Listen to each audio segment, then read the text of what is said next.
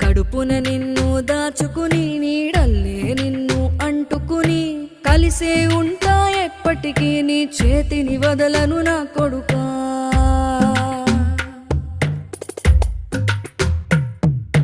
పదిలంగా నువ్వు నడవాలే, 10 కాలాలు నువ్వు బతకాలే. చందమామకు చెబుతున్నా నేను చల్లగా చూస్తది నా కొడుకా.